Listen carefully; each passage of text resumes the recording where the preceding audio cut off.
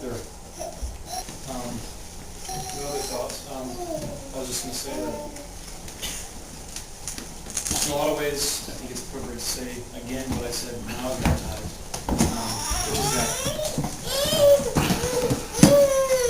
the reason why you were baptized is because, as an adult, typically, is because you come to the realization that to be alive, you have to be part of the church, and that in a very rooted, in a very basic way, the church is vital to life, or the church is vital. Since God's given us not only our lives, but also the ability to bring Kai into the world, we have the responsibility to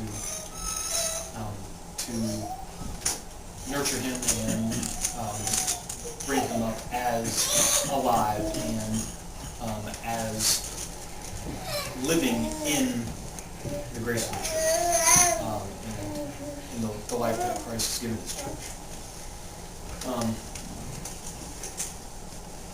And one of the main ways you can tell if something's alive or not is by whether or not it's active. And action is usually one of the most undeniable indicators of life. So we were talking last night about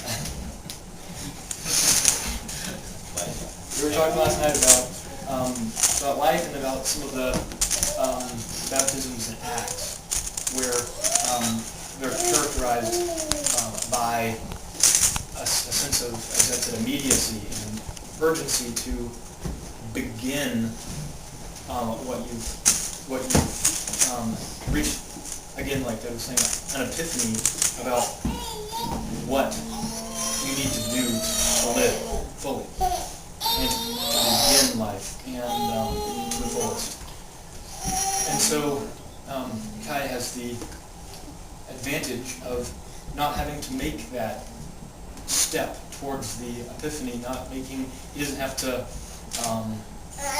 work towards that first step. He gets to develop in simply choosing how to act, not being able to enter into it. So,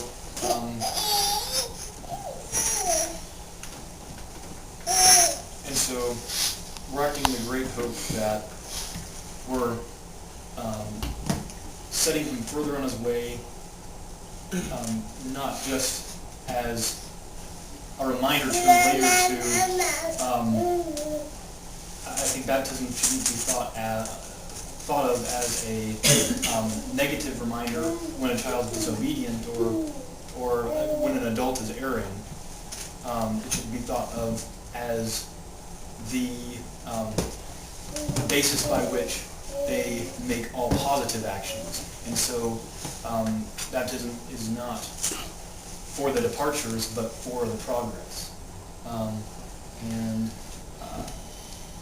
we hope that, as Uncle Seth has stated, and I think everyone also intends, we look forward to the support that you all and all those that would like to be here but aren't here, as Grandpa said, molecularly,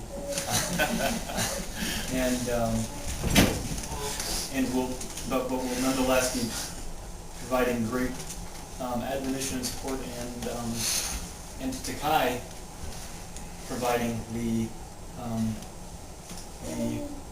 encouragement and sometimes discipline that he'll need to become a useful and helpful and fully alive man.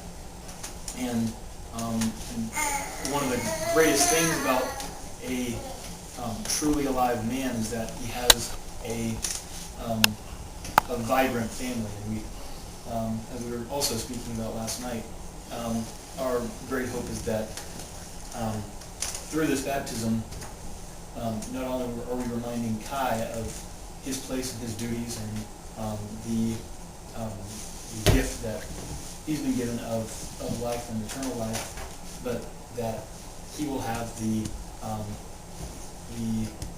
understanding and the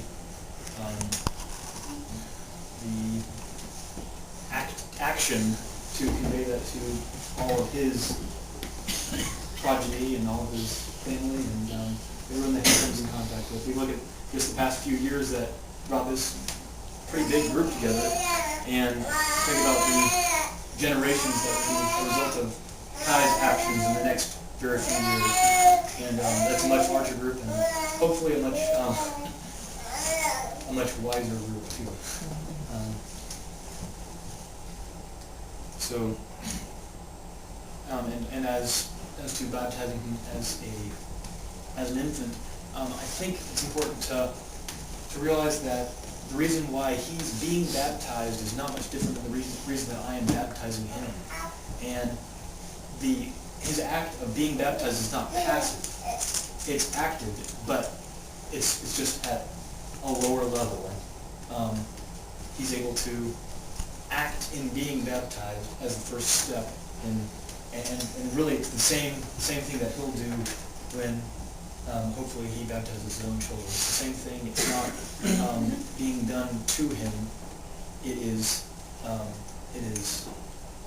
really the first action in a long string of them. So I guess that's all I had to say.